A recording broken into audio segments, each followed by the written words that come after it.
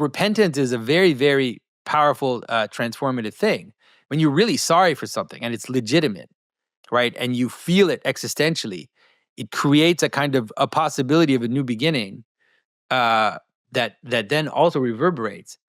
And the surprise, I think, like, I don't know, but the surprise that seems to be is that if you're able to do that, let's say you're able to forgive the traumas that you receive and also repent of the behaviors that you have in your life that are leading towards death, then that transforms into something greater than what was before.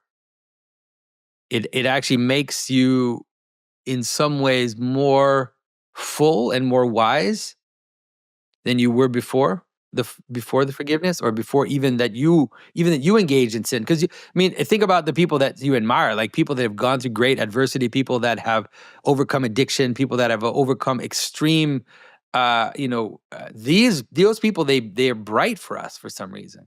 Like they have something very shiny about them that it just like draws our attention, and so there is something about transformation, repentance, forgiveness that leads to something greater, which is good. It's wonderful to know that, right? It means that we're not totally screwed either, right? It's not like we're fried because of all these things that we've done or that have happened to us. So I'm not a perennialist, which is someone who believes that all of the world's religions are correct in some manner and it just needs to be interpreted in the correct way. But I'm also not uniquely Christian outside of, it's my Western heritage and it's in my bones, it's in the grammar. But here's something that I see as being different than the East in Christianity. And this is just an etymological, it could be a coincidence, is that non-dualism, as we spoke about, non-dualism in the East. And by the way, anytime I'm referencing non-dualism, I'm referencing my Western conception of non-dualism, which likely is completely different than it actually is in the East. And I'll just briefly define non-dualism. There are a few forms of it. One is non-dual awareness, which is you have subject and object, and then that just becomes dissolved. And then you also have that everything that you see, this is the second form, as different is actually the same, it's the same vellum. And then another is that we have opposites, which are supposed to be the same. And then I believe another one is mysticism. So that's the one that most people think about, which is unity with God as being non-dualism. And then there's some other form that has to do with the relative and absolute truth in Buddhism. It's a technical non-dualism of those being actually the same. But anyhow, non-dualism is usually identified with idealism. I know you've spoken to Bernardo Kastrup, and idealism is about what's fundamental and perhaps only existing is mind. Yet, what's super interesting is the word forgiveness, which is emphasized tremendously in the Christian tradition and not emphasized much in the Eastern traditions, even though they do reference forgiveness. Forgiveness, the Greek word is metanoia, if I'm pronouncing that correctly, which means beyond mind. Mm-hmm. And so that's interesting because it means those people who believe all there is mind, forgiveness is pointing to what's beyond that. Mm-hmm. Yeah, I think that's interesting. I think that you can also interpret metanoia as something like the transformation, right? The transformation of mind, that the possibility. But also, I think you're right that it is also this idea of moving beyond mind, especially in the sense of the mind that, if you think about the mind, especially as that which calculates and that which accounts, because forgiveness is the opposite of accounting. It's like, I'm going to let this go. I've identified something. I named it. You did this to me. Like, this is a thing. I named it. I found it. Like, there are a bunch of things you're doing that has an identity and a purpose, and I can see it. I see what you've done. And now I am going to let that go. I'm actually going to drop it. I'm not going to point at it. I'm going to drop it. And so it is related to everything we've been talking about, and it's something that is particularly human, yet that we can do, because we have that capacity in us to foreground things, and if you don't, then it creates the possibility of a new possibility of unity with that person, because what you usually identify as an obstacle to unity, you're like, there's this thing, this real thing, this is what you're doing, and now that is like an obstacle between us, and we can't be together because of that. We're fighting. And so if I let that go, then then all of a sudden, then we can join together in a higher purpose. We can actually join together towards something that is more than us. Do you see forgiveness as being the same as letting go, or it just has letting go as a necessary part, but it's not sufficient, that you need something else? Well, what would it be? Like besides letting go, in the sense of the way that I'm saying it, is that there's something real that is in your behavior. I don't know, you lied to me. It's like I see it. It's there. It's like this thing. And I can account for that. I can make a ledger and I can say, here are the things that you've done. Put it on a piece of paper. And all these things are reasons why we're not together, like that we're not united. And therefore I need to scrap that. Like I'm gonna drop it. I'm going to stop attending to it. Doesn't mean that they don't exist. I'm not naive. Like these things happen. I'm not going to, I know what happened, but I'm not going to account for them. I'm not going to count them in my relationship with you. And therefore it's possible to renew, right? And to restart and to start again. Yes, yeah, okay. I see those last parts as being what distinguishes letting go from forgiveness. So forgiveness, you still have to say that what you did was wrong. Otherwise, there's nothing to forgive. And it doesn't mean that you hold on to that. So the not holding on to is the letting go part. But there's still an acknowledgement of wrongdoing. And then there's the further moving to heal. So the reason I'm making a distinction here is because the counters would be, hey, Curt, you said forgiveness wasn't emphasized in the East, but the East heavily emphasizes letting go. And if forgiveness is the same as letting go, then, well, Christianity doesn't have that as a distinguishing factor from Buddhism or Vedic texts. I mean, I think for sure, I think forgiveness is probably something that's universal. It's the thing about Christianity too that's important, Curt, is I believe that Christianity is a description of reality. And so it's funny, sometimes you see like the kind of secular atheist types, they're like, Christians, why not original? Why aren't you original? Why are your ideas look like ideas that existed before? It's like, since when is originality a vector of reality? Like, how is that? Like, where does that come from? I think that Christianity, what it does is it joins also things that people have had intuitions about forever and that have had glimmers of and that are found in other religion or other traditions. But it does so in a way that has, at least in my estimation, has a shining to it, has an extreme power to it that wasn't there before. And that's why people see it, The reason why peoples convert to Christianity, despite what a lot of the objectors of Christianity think, there are a few moments in history where that was done through violence. It is possible. But most of the time it wasn't. Most of the time it was just people saying, oh, okay. Oh, yeah, this is actually makes sense of what I already think is true, right? It's like a remembering of something that they have. It's a revelation, right? A revelation of something that is more real. So I think that that's the best way to kind of approach Christianity, is to see it as that, Wolfgang Smith is someone that we've both spoken to.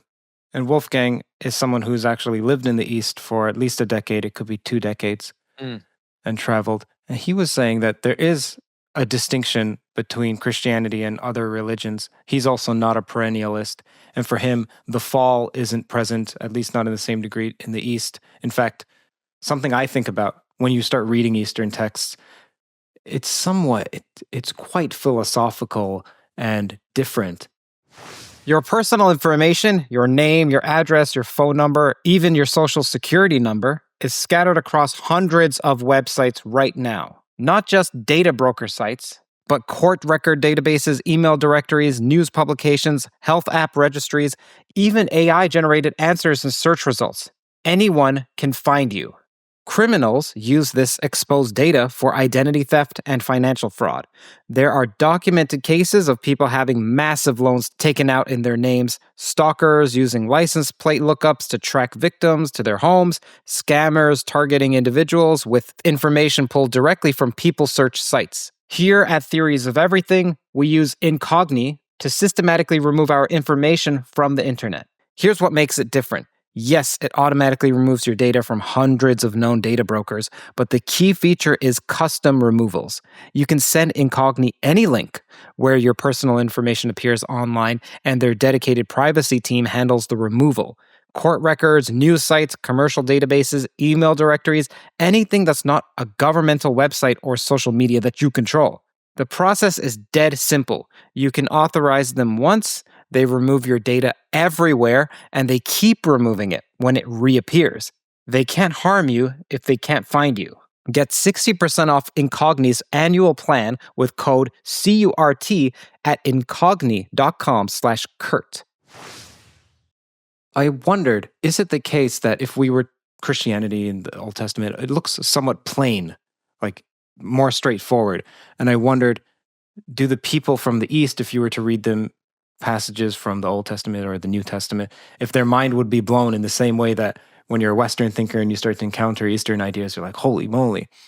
And Wolfgang was indicating, yes, actually they don't have some of the concepts that the West has, and now it's different because of colonialization, and so they're more familiar with now, it. for sure. Well, for sure, the image of the cross is like, people forget just how scandalous that is. Like you go, and I've seen it represented in movies in an interesting way, where it's like, these people get off the boat and they have this like cross with a guy that's nailed to it, and they're walking like to meet, people from another culture, and everybody's like, oh, they have a guy nailed to a cross? Like what is this? Like, this is crazy, and so I think that you're right in that sense. Like there is something extremely radical about that which Christianity proposes, and that I do believe is the highest form of reality.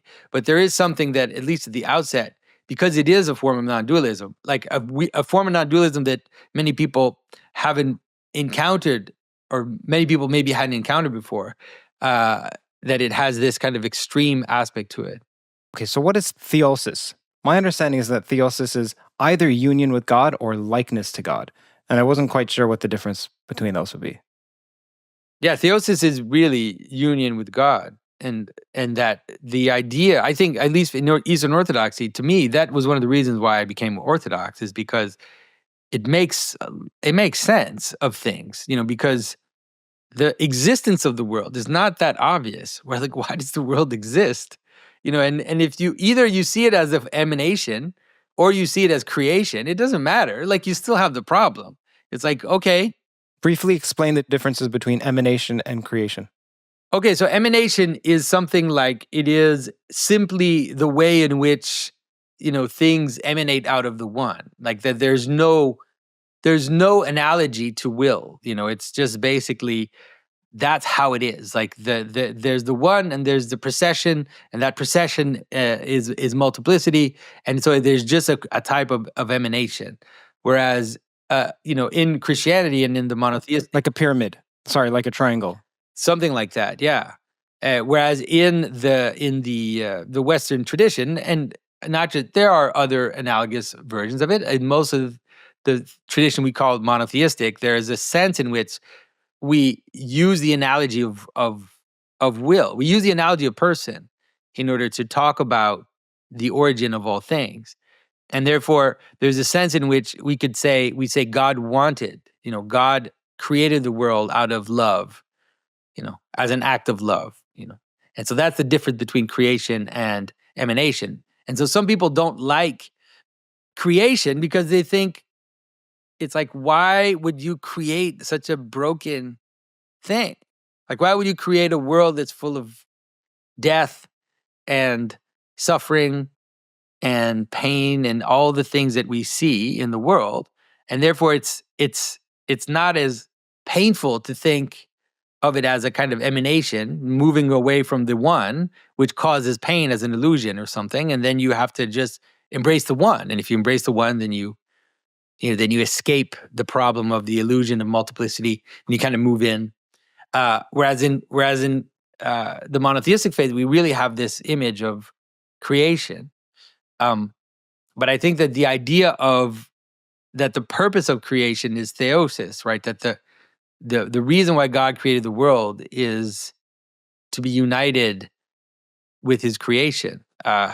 think it's something that, I don't know, as a human person, it is far more, it's closer to me. Maybe that's a good way of understanding. It's closer to my everyday, even to my everyday experience, which is I know what that means with my children, with my wife, with my friends, It sounds like unity without multiplicity. Like, imagine the ocean is God and that you're some separate drop of water. Yeah, that's not what that's more of a that's more of a Hindu vision, of this idea of going back into the one, of basically dissolving into the one. But that is absolutely not Christianity. That's why the Trinity is so important in Christianity.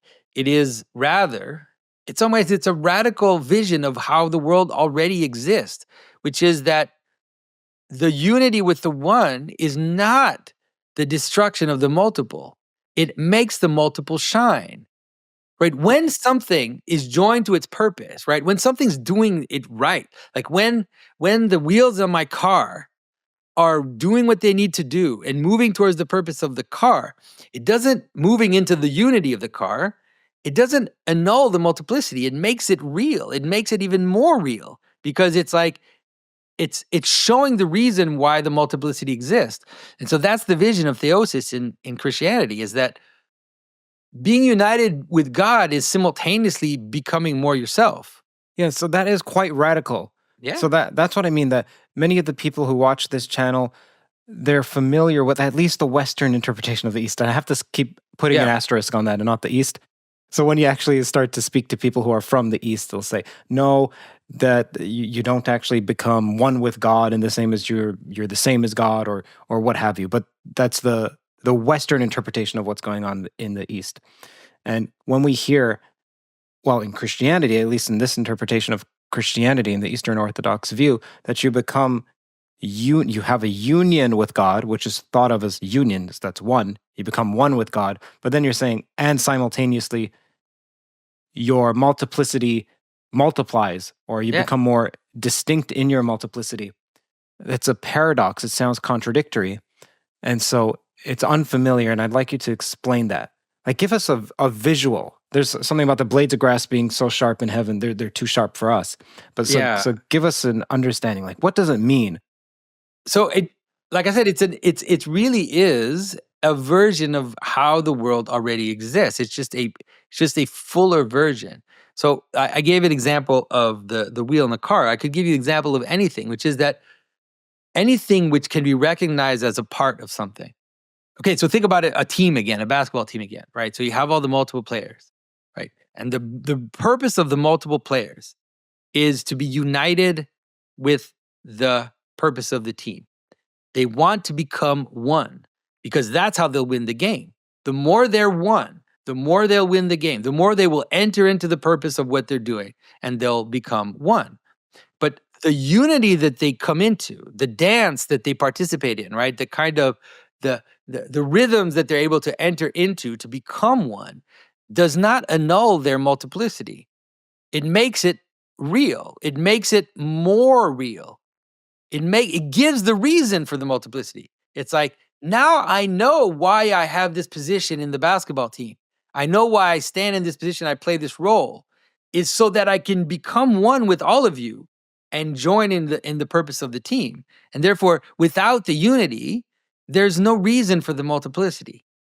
And so it's moving in two directions at the same time. It's moving up and it's moving down. It's making things that are down more imminently real, like that God is more imminent in the world, but it also is simultaneously a transcendence. That's what the incarnation is. That's what Jesus is. Jesus, there's an image when Christ dies, where as he dies, the veil of the temple rips, right? And that means that he is simultaneously going to the very bottom of the world, right? He's going into the ground, right? Under the earth, where things fall apart and decompose. But he's simultaneously going into the highest place where the glory of God descends on the world, where, the highest point of the mountain, the place where heaven and earth meet. And he's doing that at the same time, simultaneously. And that's the filling up of the world. That's the relationship between absolute unity and absolute multiplicity. So then anytime someone dies, they're doing what's both union and multiplicity? Well, think about it like just in terms of simple theological, like simple, almost like folk mythology idea. Like when someone dies, what do we say? They passed on? Yeah, we say they go to heaven. Right? They go up into heaven, and then their body, where does it go? Into the ground.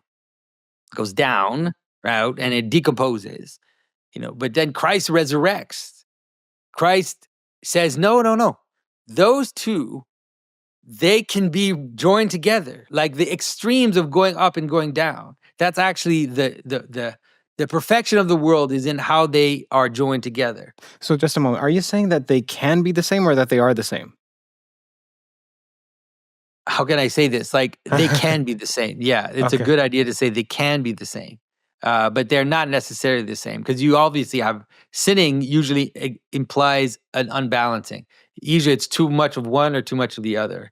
That's usually what sinning is. It's either pride or it's dissolution.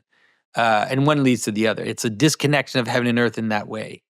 And so you move too much towards unity in a small way, and you move too much towards multiplicity.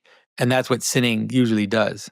Hi, everyone. Hope you're enjoying today's episode. If you're hungry for deeper dives into physics, AI, consciousness, philosophy, along with my personal reflections, you'll find it all on my Substack. Subscribers get first access to new episodes, new posts as well, behind-the-scenes insights, and the chance to be a part of a thriving community of like-minded pilgrimers. By joining, you'll directly be supporting my work and helping keep these conversations at the cutting edge. So click the link on screen here, hit subscribe, and let's keep pushing the boundaries of knowledge together. Thank you and enjoy the show. Just so you know, if you're listening, it's CurtJaimungal.org, CurtJaimungal.org.